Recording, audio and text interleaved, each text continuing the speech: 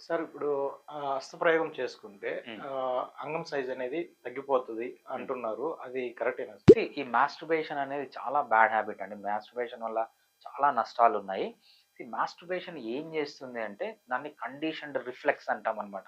So, మనకు medical సైన్సెస్‌లో చిన్నప్పుడు ప్రతి ఒక్కరు ఒక చిన్న ఎక్స్‌పెరిమెంట్ నేర్చుకొనుంటారు. ఒక కుక్క ఉంటుంది. ఆ కుక్కకి ఒక రూమ్‌లో పెడతారు. రోజుకొక బెల్ కొడతారు. బెల్ కొట్టిన వెంటనే కుక్కకు ఫుడ్ ఇస్తారన్నమాట. ఇట్లా ఒక వారం రోజులో, నెల రోజులో చూస్తారు. నెక్స్ట్ మంత్ నుంచి ఏమవుతుందంటే జస్ట్ బెల్ కొడితే చాలు దానికి నోట్లోంచి సలైవా అనేది వస్తుంది. దాన్ని ఏమంటామంటే కండిషన్డ్ రిఫ్లెక్స్ అంటాం. అంటే మన అలవాటును బట్టి మన బాడీ రియాక్ట్ అవుతుందన్నమాట.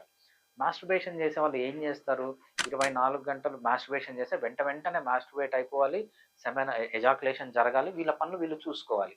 సో, వీళ్ళకు over a period of time చేసి ఏమవుతుందంటే ఈవెన్ మ్యారేజ్ చేసుకొని లైఫ్ పార్ట్నర్ దొరికినప్పుడు కూడా ఒక్కసారి సెక్షువల్ అర్జ్ అనేది స్టార్ట్ అయిన వెంటనే వాళ్ళకు సెమెన్ రావడం అనేది అంటే ఎర్లీ ఎజాకులేషన్ గానీ ఇవన్నీ జరుగుతాయన్నమాట.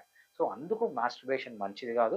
సో, మీ బాడీ మొత్తం ఫిజియాలజీనే చేంజ్ చేసి ఆ కండిషన్డ్ రిఫ్లెక్స్ లాగా మీకేమవుతుందంటే ఎర్లీ ఎజాకులేషన్ జరుగుతుంది తప్పితే దానికి ఫినైల్ సైజ్‌కి సంబంధం అనేది ఉండదు.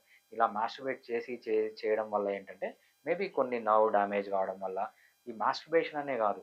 మనం చేసే చాలా పనుల వల్ల సరిగా నిద్రపోకపోవడం, సరిగా ఎక్సర్సైజ్ చేయకపోవడం, సరిగా తిండి తినకపోవడం, లైఫ్‌లో స్ట్రెస్ పెట్టుకోవడం, ఆల్కహాల్, స్మోకింగ్ చేయడం ఇవన్నీ చేయడం వల్ల ఈ ప్రాబ్లమ్స్ వస్తుంది తప్పితే మాస్టర్బేషన్ వల్ల ఆ ఫినైల్ సైజ్ అనేది తగ్గిపోదు.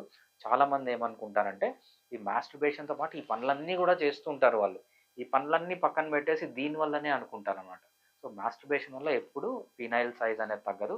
దాని చుట్టూ చేసే పనికిరాని పనులు నిద్రపోకపోవడం, ఎక్సర్సైజ్ ఇవి మేజర్ ఎఫెక్ట్ అనేది ఉంటుంది.